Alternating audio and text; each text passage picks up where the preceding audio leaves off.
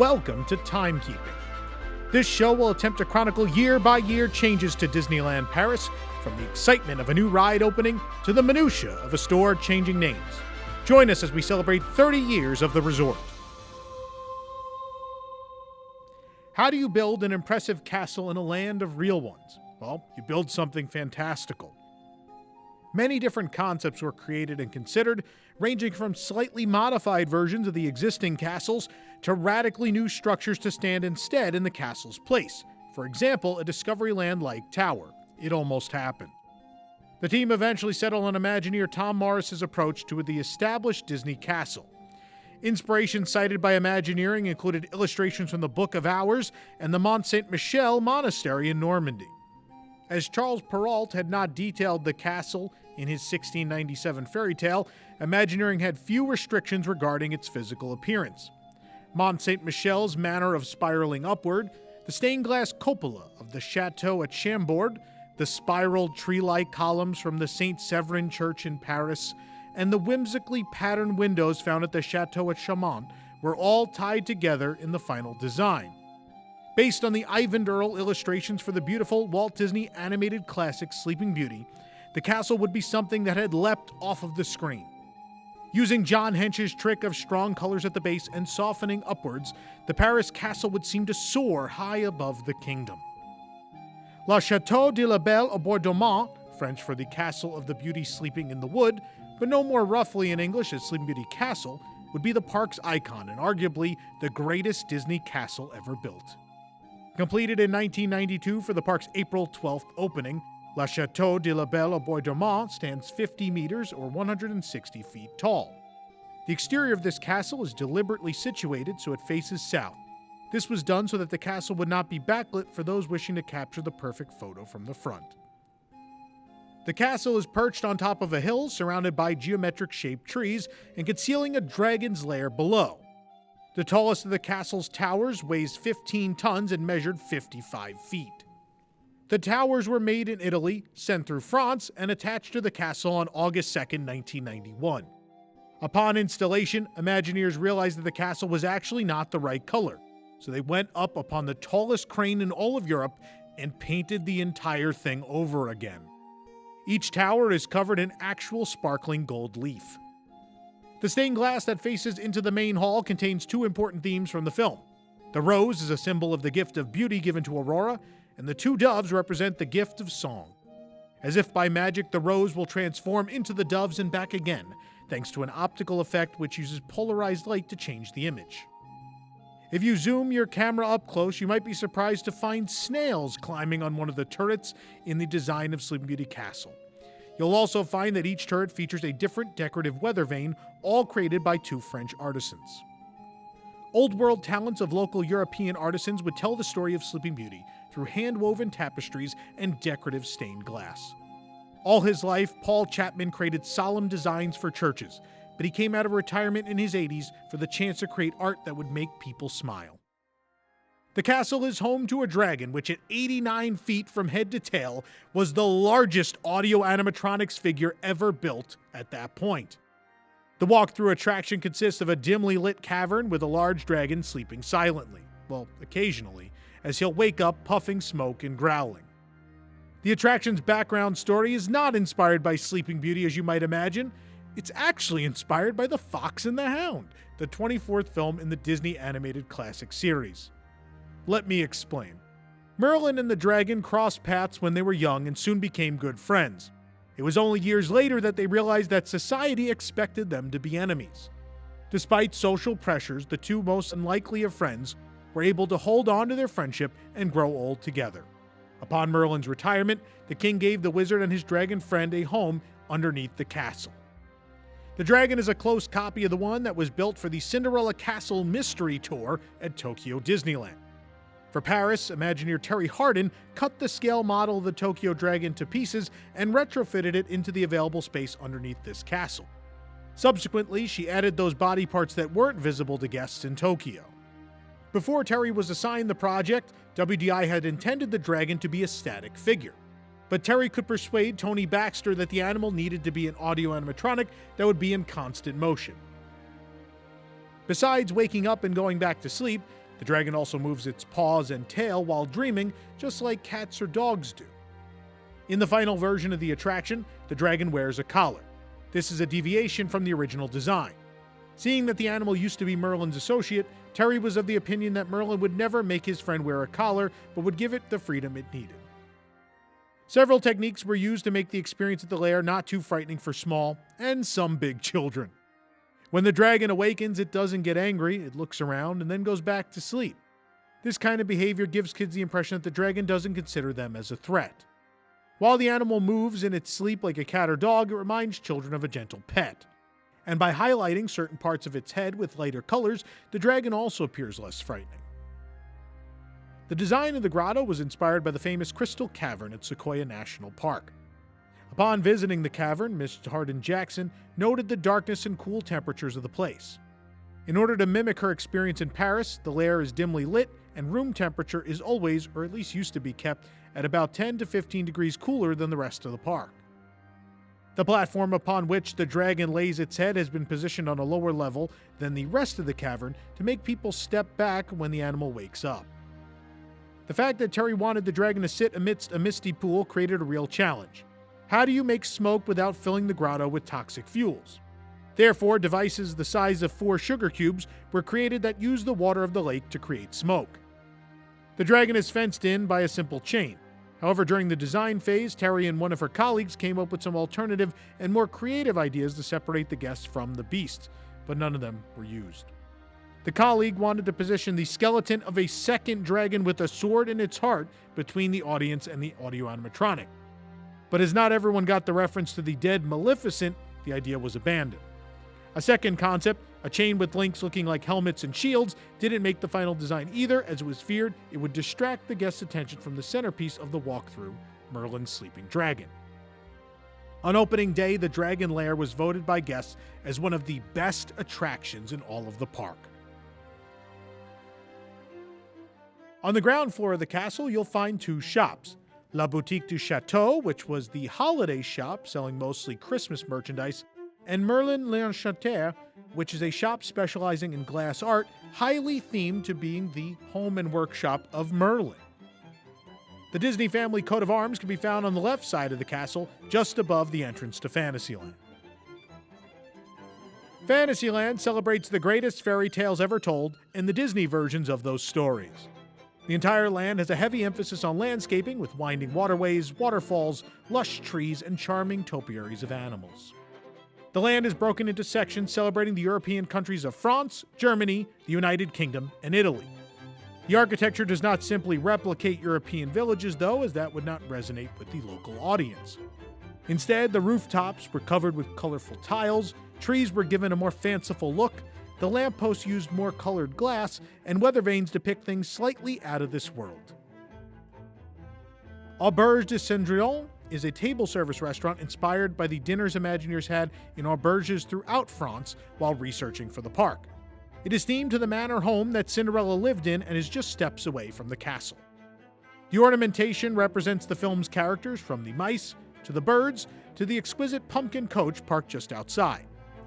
One interior room offers a view of the coach, another is on a raised platform, and yet another overlooks a garden. Behind the castle is the Sword in the Stone, joined by the similarly themed Le Carrousel de Lancelot, named for the famous Knight of the Round Table.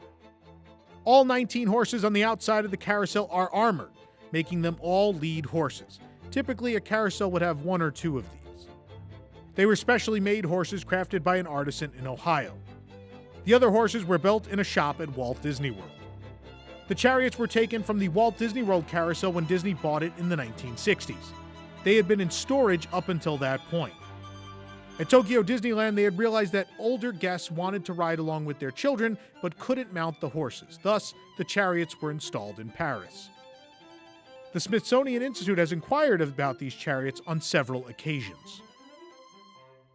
The land's dark rides are similar to those built previously, mostly in the 1983 New Fantasyland of Disneyland, but with larger capacity and generally more interior queue space. Pinocchio and Snow White added a 3rd row to their vehicles, while Peter Pan's flight added a 2nd to each pirate ship.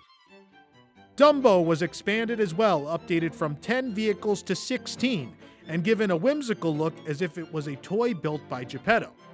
A fun fact, the Dumbo attraction originally meant to be sent to Paris was actually sent to Anaheim after their Dumbo attraction had broken beyond use, and instead the second version, which was built and intended for Anaheim, was installed in Paris.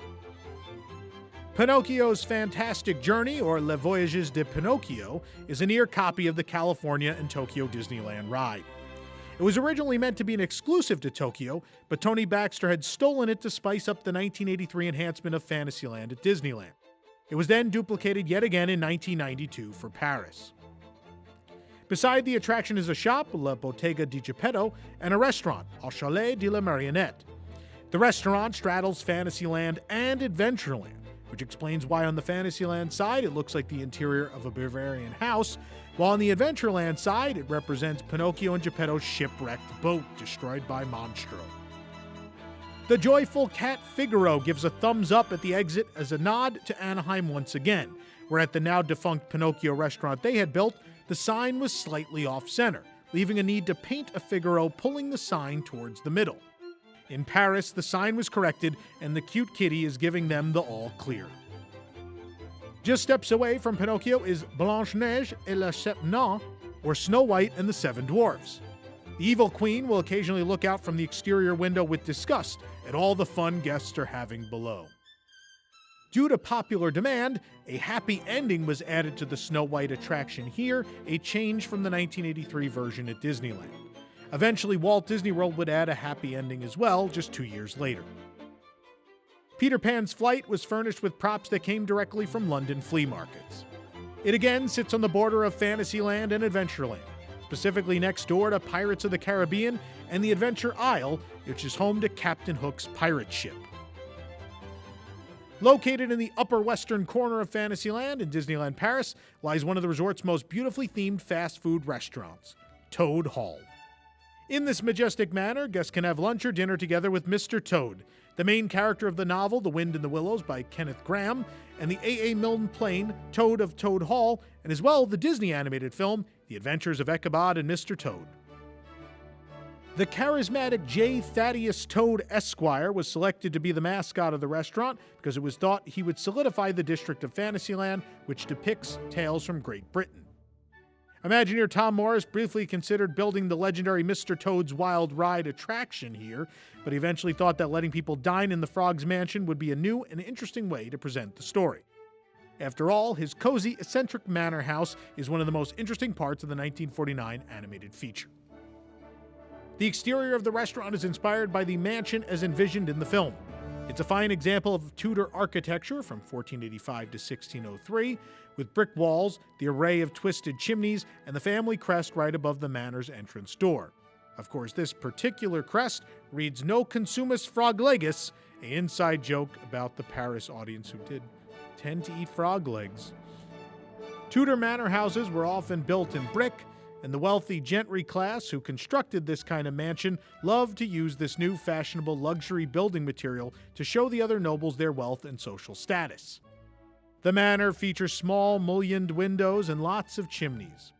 In the Tudor era, chimneys became common for the first time. The main reason was the widespread adoption of coal. Chimney stacks were often clustered in groups, and the individual chimney columns were twisted. The spiral design of Tudor chimneys was functional as the hot air moved upwards with the flow of the wind and therefore cooled down chimneys faster than other designs. The Toad Hall restaurant building was elevated above street level to make the structure appear more impressive. After all, it makes visitors look at it from a frog's perspective. When we enter the restaurant, you'll immediately notice the portrait of J. Thaddeus Toad Esquire painted by Kent Olafson, a talented artist who had worked on Disney theme park attractions such as Peter Pan's Flight, Roger Rabbit's Cartoon Spin, and It's a Small World. The entrance hall of Toad's Mansion is a delight with beautiful antiques and wainscoted walls. Wainscoting is a decorative wood treatment covering the lower portion of a wall. It was originally used to protect walls from moisture or to hide existing water damage. The entrance hall leads us to the library. The room is noticeable for the fresco above the door to the kitchen. This is another great example of something you can find in a wealthy estate home. According to Morris, the scene was chosen because it conveys a sense of arrival after a long day on the road. We continue our visit by entering the mansion's kitchen. The space holds a beautiful cabinet, particular light fixtures, and old-fashioned billboards. Most of these items are vintage. The walls of the kitchen are covered with red glazed ceramic tiles. Color was selected by the interior design team to convey warmth. In Toad's kitchen, you could stand in line to place an order at the register and pick up your food. Then you could take a seat in one of the restaurant's 3 dining rooms: the games room, the drawing room, and the greenhouse or winter garden. The games room features vintage sport goods, rare antique automotive and car collectibles, and paintings by Kent Olufsen once again, depicting the most heroic and memorable sport achievements of Toad. All the items reinforce the story part of the legendary frog possessing many strong passions. The place is characterized by its green and white color scheme. These are the colors of a traditional English pub dining room. We end our visit to the restaurant in the drawing room with its cheerful wallpaper, impressive wood beam ceiling, and ornate fireplace. It's probably the most beautiful room of the house. The fireplace has been closed off with a fire screen to allow heat to circulate throughout the place and to provide safety, protecting hearth and home from flying sparks or hot ashes. The facade of Toad Hall in Paris is designed after that of Mr. Toad's Wild Ride in Disneyland, at least the facade that was developed again in '83. Alice's Curious Labyrinth was the first hedge maze designed by Walt Disney Imagineering. It began its life as a decorative element, but Michael Eisner had seen a real one on a trip to England and suggested one be built for the park. Mazes like this usually take 10 to 15 years to grow, but Imagineers had to figure out how to do it in 2 to 3. They grew the shrubs out in Normandy in the exact layout that they would be in inside the park, and then transplanted them. This required the use of 20 or so large trucks. The maze was built to be challenging but not exhausting, and reused a number of elements from the Alice in Wonderland dark ride at Disneyland. The Mad Hatter's teacups had to be enclosed due to weather in Paris, but they were concerned it would make the attraction too dark like the Florida version. The solution was an ornate glass roof that looked like an upside-down flower. The nearby March Hare snack stand looks as if it was taken straight out of the film. It formerly sold unbirthday cakes to guests. For the shops of Fantasyland, it was decided that one great prop or special effect should reside in each. In the candy store, guests will find a projection of the 3 fairies from Sleeping Beauty making candy. It's also a recreation of their cottage. The 7 Dwarves Cottage shop is in the castle courtyard. The facade of the shop is adorned with an impressive clock tower. The tower is an exact copy of the one that can be found at Disneyland Park. The American version was inspired by clock towers from villages in France. A Burgundian roof was added to enhance the concept for Paris. The large shop windows are glazed with mouth-blown pieces of green art glass that have been spun into irregular circular shapes. Battlements were built behind the facade to reinforce the idea that the shop is located in the kingdom of King Stephen. The shop is divided into 2 areas: the Castle of the Evil Queen and the Cottage of the 7 Dwarves. The castle's interior is characterized by thick stone walls, pillars, and chandeliers. Forest animals were sculpted on top of each pillar to give some Disney flair, create surprise, and reinforce the woodland theme. The light fixtures are based on Gothic chandeliers but are slightly stylized for the setting. In order not to be faced with an overly literal portrayal of time, space, and scale, Tom Morris decided to construct the exterior of the cottage inside the store. Offering these little cross dissolves would make the movement through the facility more fun and less predictable. The Cottage of the 7 Dwarves is beautifully decorated with ornate wood carvings of various animals and occasionally dwarf figures as well. Almost every object is detailed in some way. Wood has been used throughout the space to add warmth and character to the interior, and the design of the kitchen cabinet and chandelier was inspired by the original artwork for the film. Inside, you'll also find all of the beds for the 7 dwarves in a row. Sir Mickey's features a beanstalk that has grown out of control on the exterior, while inside, Willie the Giant can be seen peering inside through a window. It's a Small World is in spirit the same as its many counterparts. However, the facade features rearranged and slightly redesigned landmarks with a completely different clock tower. The exterior clock face features a wide-awake sun on its left half and a sleeping moon on the right. The legendary song was rearranged by John Debney and re-recorded for the first time using the London Philharmonic Orchestra. Authentic bands from each country were brought in to record the song for each scene as well. Don Lewis made a 5-day frantic pace circuit through Europe, going to Italy, Germany, France, Spain, and the Netherlands to record the children for the song. On the last day, the German customs officers insisted on putting the soundtrack tapes through an X-ray machine, which would have erased them all. Luckily, this didn't happen. The original World's Fair version of the ride had no interior walls, a concept Imagineers returned to this time around to make the world feel more connected. North America was added to the ride for the first time, with the United States specifically making its first appearance as a scene. A distinct Middle Eastern section was also added, with dolls singing in Arabic and Hebrew. The scenery design is a complete departure from Mary Blair's distinctive style, though the dolls used remain identical to all the other versions. However, the animals are a compilation of those built for the other two versions that existed up to this point. Of course, Tokyo was exactly the same as Walt Disney World, so the animals matched. In the early 90s, most of the Disneyland Paris attractions were coupled with an official corporate partner. Between 1992 and 2008, It's a Small World teamed up with France Telecom. The attraction sponsorship was supported by the World Chorus Post Show. In the France Telecom pavilion located at the exit of the ride, guests could wander amid exquisite miniature recreations of world-famous landmarks. When you peek through the tiny window of some of the models, you could see animated shorts starring children from all over the world rehearsing for a concert. Despite the huge distance between them, they were able to work together thanks to several means of communication, such as the telephone, fax machine, video, and a Minitel, a videotex online service launched in France in 1982 by the PTT. In a very special way, they showed us that it really is a small world after all. All movies were projected onto a glass panel that was part of a three-dimensional setting inside each showbox. It was one of the first applications of the Pepper's Ghost video technology. The animated shorts were produced by Walt Disney Animation France and directed by Chris Bailey. The soundtrack of each movie was synchronized to the background music of the pavilion. Pizzeria Belle Notte is an Italian restaurant that pays tribute to the 15th animated film in the Walt Disney Animated Classic Series, Lady and the Tramp from 1955. Despite being based on a film that takes place in America, Pizzeria Belle Notte's facade features elements of various architectural styles that can be found throughout Italy. By creating a pastiche of Italian sites, Imagineer Tom Morris wanted to give guests a quick trip around the country. Imagineers painted the upper parts of the facade in a much paler hue than the lower parts to make the building appear larger than it actually is and to accurately depict how old buildings sometimes fade. The design of the middle part of the facade was inspired by the canal-facing buildings in Venice. It is a little crooked, just like many houses in water-based cities of which the soil beneath cannot bear the weights imposed. On the left side of the facade, one may notice peculiar M-shaped merlins. This is something that architectural designer Walt Disney Imagineer Ron Bowman really liked from his observations of old Italian castles. On the right side of the restaurant's facade, there's a beautiful wall painting. Special outdoor lighting fixtures were installed in the shrubs in front of the building. They resemble the famous Venetian striped mooring poles. Pizzeria Belle Notte's interior looks like a courtyard of a large Italian villa at night. The interior of the restaurant is a mix of different styles. In order to delineate the seating area from the main thoroughfare and to subtly lead guests to the service counters, Imagineers use different types of floor tiles throughout the facility.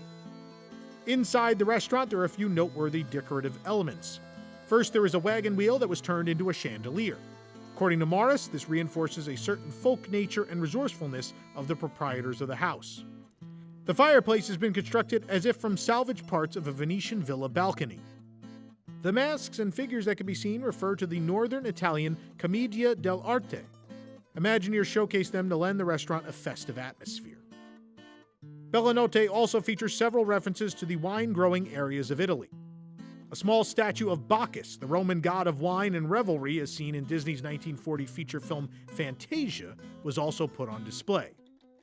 And in one part of the building, wine barrels were hung from the ceiling. The pizzeria's outdoor seating area has been beautifully decorated with colorful ceramic mosaics. Some of the pieces of tile originate from Mary Blair's mural that previously adorned the Tomorrowland buildings in Disneyland in California. Next door is the Fantasia Gelati ice cream parlor.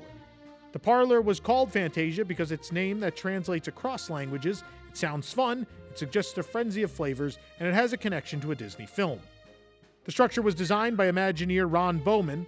Its facade has been painted in pink and cream colors because that visually suggests ice cream. The Imagineers made the right side wall look a bit weathered to give guests the impression that the building had been there for quite some time. The roof received a copper finish to give it a traditional appearance and to make it last over time. The light fixtures have been designed to look like ice cream cones. The visual gag prevented Imagineers from having to explain in several languages what the place was all about. The ice cream parlor shares textures and colors with Pizzeria Belle Notte in order to make sure that both buildings blend together well. The checkerboard pattern is, for instance, not only suggestive of certain Italian ice creams like Neapolitan, but also a reference to the neighboring pizzeria that features Venetian architectural elements. The layout of the parlor was determined by interior designer Mr. David Brickley and the Euro Disney Food Division. The floor pattern features a threshold stripe that acts as a dividing line between the outside and the inside. The counter was originally decorated with wood lattice, but soon after opening, it was covered up with a mosaic to provide a more durable surface. The clouds above the counter enhance the fantasy setting, creating a three-dimensional multi-plane effect and hiding things that are not part of the theme. The climbing plant is reminiscent of Wisteria and is there to add a touch of fantasy and to tie the background mural in with the foreground elements of the counter area. The mural features imagery from the Pastoral Symphony scene of the animated film Fantasia. This particular scene was selected because it's a pleasant one to look at and it never got a lot of exposure in the Disney theme parks. The creation of the mural was supervised by resident character expert for the Euro Disney project, Steve Cargill. The design of the floor that leads to the backstage area is based on Greek and Roman forms to tie it in with the mural. The clouds on the ceiling serve as a sort of continuation of the mural. It's also a motif that can be found throughout European architecture.